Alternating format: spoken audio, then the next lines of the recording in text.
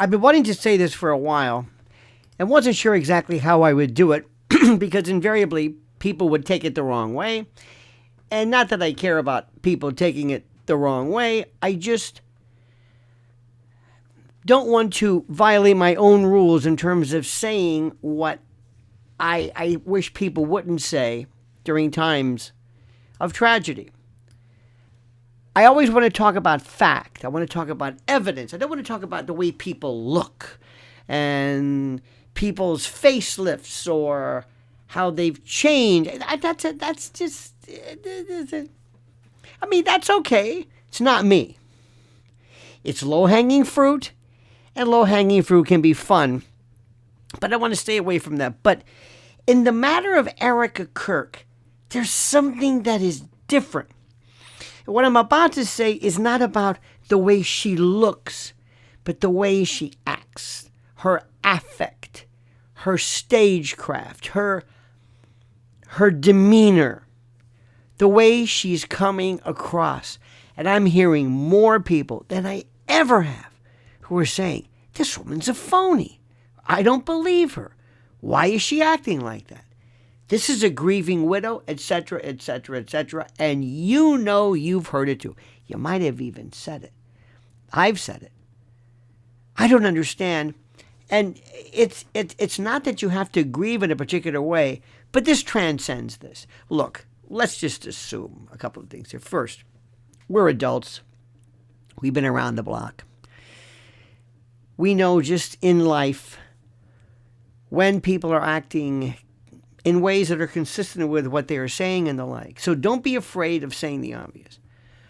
What many people are struggling to say out loud, and I'm going to be as diplomatic as possible, is that Erika Kirk has become, in certain conservative and online political circles, a source of discomfort and quiet embarrassment rather than confidence or reassurance. This is not because people want to be cruel, and it is not because they deny that she has been placed in a difficult, if not impossible situation or position. It's because leadership, and that's the context of this, leadership in terms of TPUSA, because leadership during a crisis requires a very specific kind of awareness and timing and tone and rhythm. And many people feel she has missed those marks repeatedly and consistently and embarrassingly. Who's advising her? Because you know she's media savvy.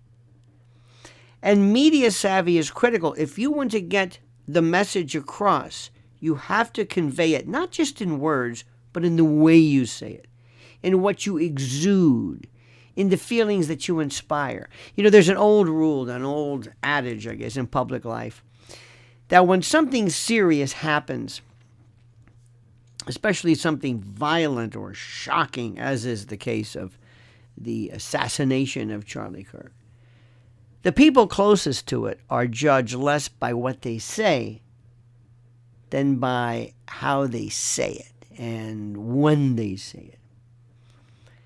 People aren't looking for perfection, but they're looking for grounding. They want to feel, sincerely feel, and they want to believe that someone understands the gravity of the moment, the import, and further knows how to carry it. Now, right now, many observers feel that Erika Kirk doesn't. And you know it's true. And you can shake your head all you want, but you know it's true.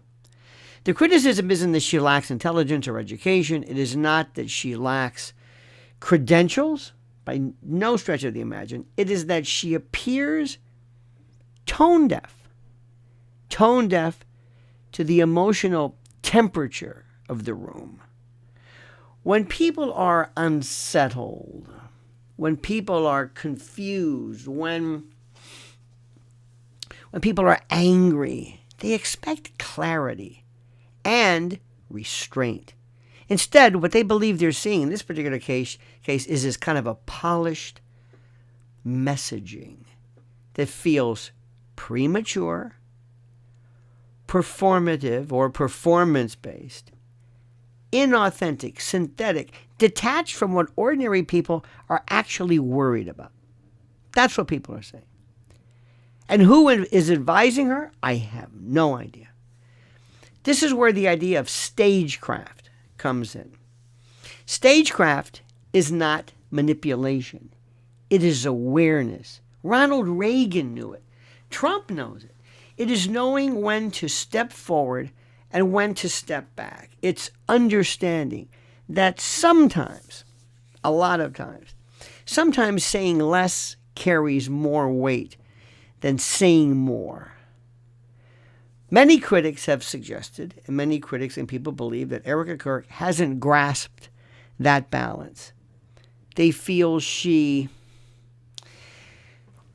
almost behaves as if everything can be handled with branding and posture and controlled appearances. And just her being there. When in fact the moment demands something more human and less rehearsed and less choreographed. She has to watch it. I know there is a fanfare and there's a certain degree of fireworks and excitement to a lot of the TPUSA events, and that's fun, and AmFest or whatever. But when she comes out, imagine Coretta Scott King, imagine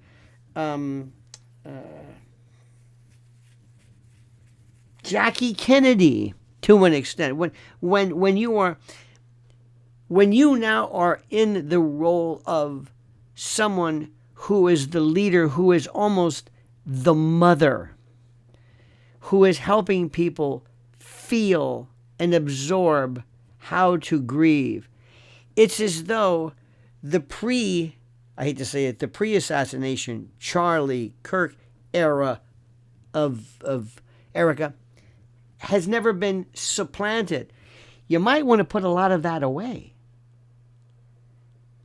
It's almost as though she says, no, this is, I like that. I like the gold and the, whatever you want to call it. That may not be appropriate anymore. You may have,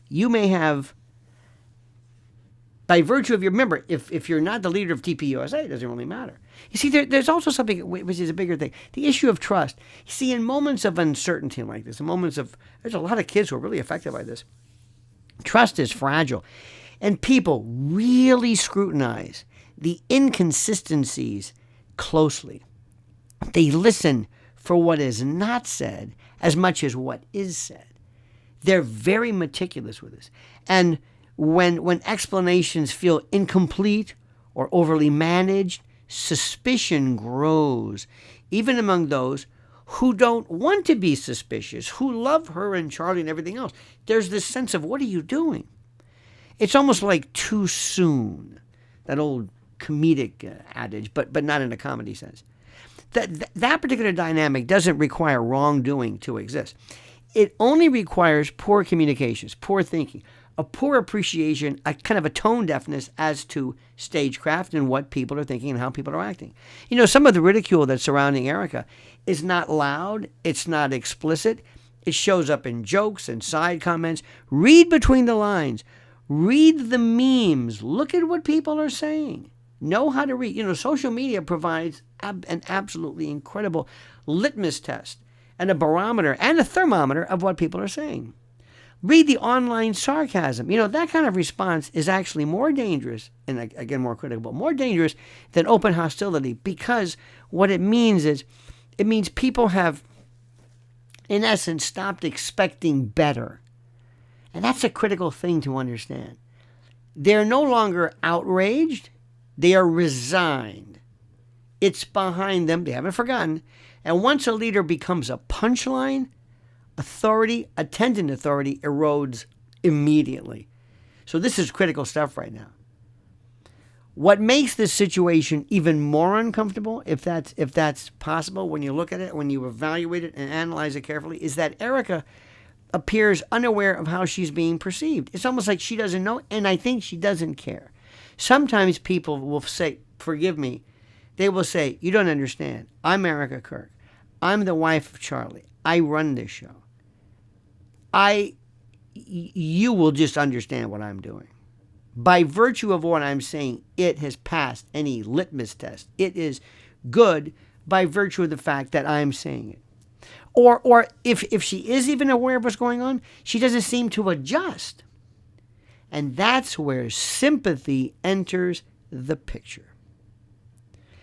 Leading a huge, enormous, this large political organization, especially one built around a dominant personality like Charlie, and be not mistaken, there will never be another Charlie. Ever, ever, ever, ever, ever, ever. I don't see how TPUSA can anywhere exist a tenth of what it was. But finding somebody as charismatic and as critical as Charlie is extremely hard, if not impossible.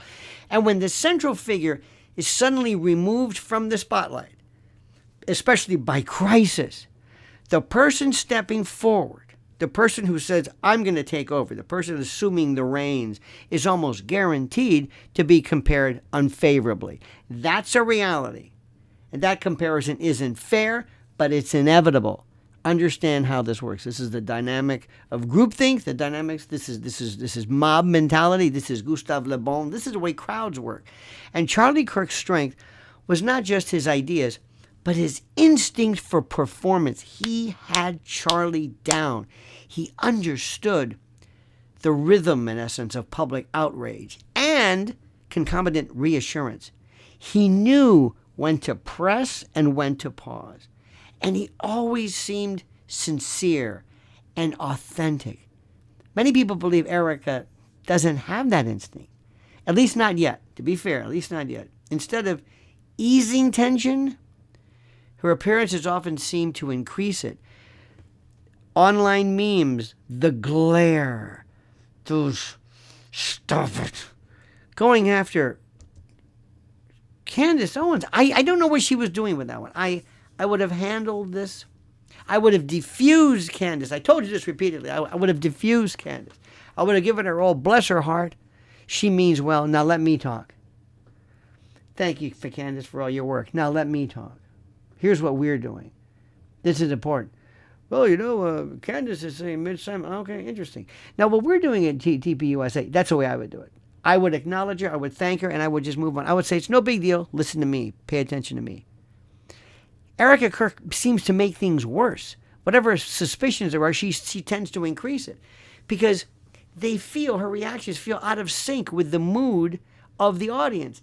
And a lot of people are grieving and they're saying, this is not consolation. So far, we have been pretty much abandoned. We've been told, all right, come on, let's go. Fundraising, let's go, people.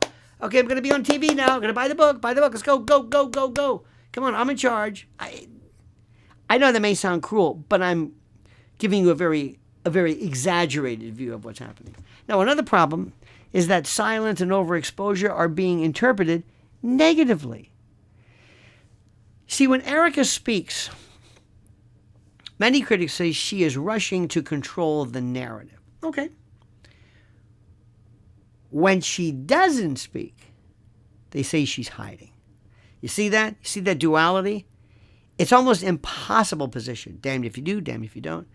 And that is one that skilled communications and communicators, I should say, learn to kind of navigate and balance. Now, right now, many people believe she is failing to do so.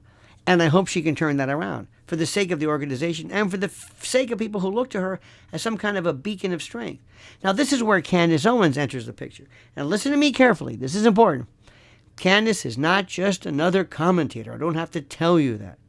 She has sucked every bit of oxygen out of the room. The focus is on her. She owns the story. She has built her reputation on questioning narratives and pushing into uncomfortable spaces, I think, with an aplomb and with a deftness that belies her tender years.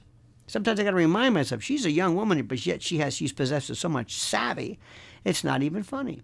And when Candace raises concerns or asks questions, The response from Erika's orbit, including Erika, has often been defensive rather than explanatory. Oh, mean, or those eyes, those eyes. That's had the opposite effect of what was likely intended. And I'm sure of it. I don't think she meant to do this. Instead of shutting down speculation, it's fueled it.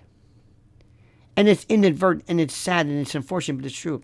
People notice when, how would you say this? People notice when energy is spent attacking critics instead of clarifying and elucidating and magnifying through limpidity and clarity facts.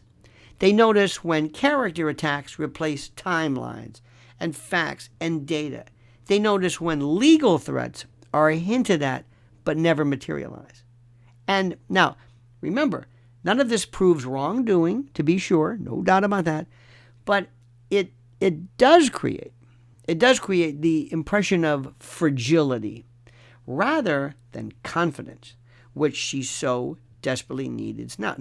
It's part of the calculus of leadership. Now, the result in all of this is that Erika is no longer being viewed simply as a grieving partner, a grieving wife, a mother with 2 children that she must console, or an interim leader. She is being evaluated as a public actor.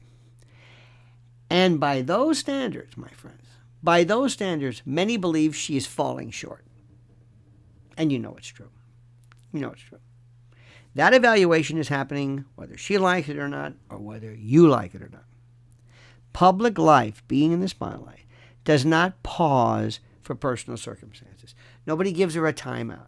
And audiences can be unforgiving. You know it's true, especially in this world of social media, in this scrum, in this kabuki theater dance of ours. Now, what is especially painful about this whole thing is much of the backlash could likely have been avoided from the beginning with a different approach, a slower pace, fewer appearances, few online media hits, fewer entreaties for money and books and sales and newsletters. And no, there should be more acknowledgement of uncertainty, a willingness to say, we don't know yet. We don't know yet. Say that without trying to close the conversations. And to look at the audience and say, I need you. I'm going to need you more than ever. Join our team. Join me. Let's take our grief. Let's take our collective sorrow and work together to carry on Charlie's work. It's important that nothing interrupts that. Not our grief, not our sadness. Don't mention anything about money. Please, don't. Don't. And if you insist upon going on cable news shows, then say what I'm saying. Talk only about how you're concerned. You feel almost like, believe it or not, a mother to many of the young people that came on board to Charlie's message and Charlie's passion. And that kind of humility often buys time and goodwill, and people love it. Show this. Express to them what you know they're feeling. And when somebody says something, you can say, if Candace Owens, you almost appreciate it. Like, I understand. Candace has been a great friend of ours. And Candace, like everybody else, is in the middle of trying to make things make sense. And who can blame her? And believe me, there's nobody who wants to make more sense out of this than I do. Move on. That's it. Acknowledge her. Thank you very much, and move on. Unfortunately, many feel that opportunity was missed. I don't know if that's true. You can always change the course at any time. Nothing is ever. You can't go forever, but there's still time. Now, instead, what people see as a leadership style that feels overly curated and controlled and manufactured and plastic and choreographed, at a moment when authenticity and legitimacy and real matters more than polish. That mismatch is what turns discomfort into ridicule. And this is true. You see, people aren't laughing because they think this is funny. I don't think so. They're laughing because it feels surreal. It's almost a nervous laughter. Like watching someone read from the wrong script in the middle of a serious scene. It's almost like a blooper reel. That's what they're glomming onto. And there's also an underlying resentment here that I think a lot of people are seeing, and a lot of people are saying, and a lot of people are recognizing and making very clear. A resentment that Turning Point USA, the TPUSA, appears to be trying to move forward as if nothing fundamental has changed. We're not even talking about Charlie anymore, or who was responsible for his death. And for supporters who felt emotionally invested in Charlie Kirk, which are the millions, Charlie Kirk is a figurehead, as a leader, as a big brother, as a father even. That feels rather dismissive. And they expected a pause, a kind of a, and I use that, it was kind of a corny word, but a reckoning, or at least a visible transition. Instead, what they have is they feel pushed to accept continuity without explanation. And they're saying something's wrong with this. This is why, my friend, this is why some say Erika Kirk has become a symbol of the organization's inability to read the moment.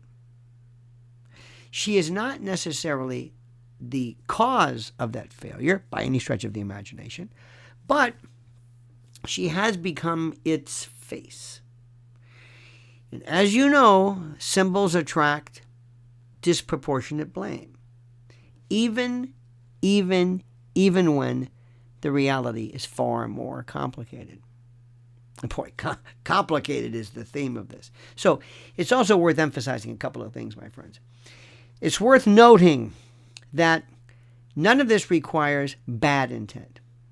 People can mean well. People can be well-intended and well-intentioned and still fail publicly. They can be trying their best and still misjudge the moment, misjudge the event. They can read the room wrong. Sympathy and criticism are not opposites here. They may seem to be, but they're not. They coexist. They're antipodal. They're chiral opposites, if you think about it. The harsh truth, the very, very harsh truth, the sad truth, is that leadership after a crisis is often less about strategy and more about emotional intelligence. Reading the room. I say it again. Right now, many observers feel that Erika is operating as if this is a normal branding challenge rather than a rupture, a fracture, a schism, a kind of a dehiscence that abandons any attempt at recalibration. And that perception, fair or not, is what has turned her into a subject of mockery rather than support in certain circles. And you know it's true. Not that it should be, remember, but that it's true. If there is a path forward, it likely involves stepping back rather than pushing forward. Listen to me carefully. Letting other people speak, allowing space for unresolved questions, among other things, inter alia, as we say, accepting that not every narrative can be controlled is critical right now. She needs professional help, not emotionally, but in terms of her stance. Public trust is not rebuilt through assertion. It's rebuilt through patience and understanding the method, understanding what's needed, and understanding the emotions, again, of the room. The situation is not hopeless. Erika, if you're watching, I say this again, it is not, but it is fragile, and it takes special, special care. And the longer it continues without any kind of adjustment or course correction, the more entrenched, and I hate to say solidified, the negative perception becomes.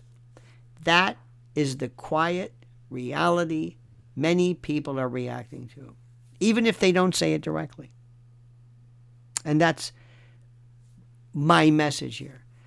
Let me say again, this is not about winning an argument. This is about something even more important. This is about whether Erika Kirk can recalibrate, readjust, retool, reformulate her approach before the perception hardens and sets completely. Once that happens, sympathy disappears.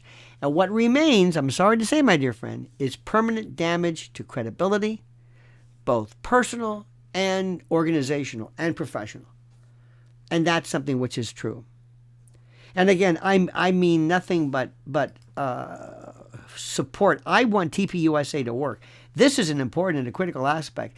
This is how we can recruit. I've always been talking about the farm team and the bench for whatever it is that we do, whether it's conservatism or republicanism, I don't know, whatever our movement is, we need to course correct that quickly. Let me thank you for this. As we proceed to the end of the year, my God, I can't believe that. Let me thank you, my friends, as well, for your incredible kindness, your reaction to this. And I hope you appreciate the intellectual challenge that I think this poses. You have been so kind. Your thoughts and comments have been terrific. You've also been very kind to my beloved wife and my hero, Lynn Shaw from Lynn's Warriors. And I got to tell you something. At the end of the year, we're constantly thinking, how do we get that message across? If you go to her, and I ask you to subscribe to her channel at Lynn's Warriors, one of the problems that we see, I should say, I don't want to speak for her, but I see through her, is trying to convey the message to the country, trying to calibrate and balance concern over a subject that people don't want to talk about. Child predation, child victimization, human trafficking. People want to talk to it like drive-by. Okay, they don't want to spend a lot of time on this. The same thing goes with this. The issue of Erika Kirk and Charlie and what happens next, it's something that people, they don't want to address, but we have to. Why? Because we're adults. And in order for us to win the war, we have to understand how the battle is played. That's it. That's simple. So I thank you, my friends. I've got some questions for you to ask, or to answer, I should say. I thank you so much for participating. Please like this video. It's very important. That's our metrics. That's our lifeblood. It puts us on the HOV lane of participation. Please subscribe to our channel, which is so critical. And more importantly, as I always say, and I always repeat, comment, dear friend, as you see fit.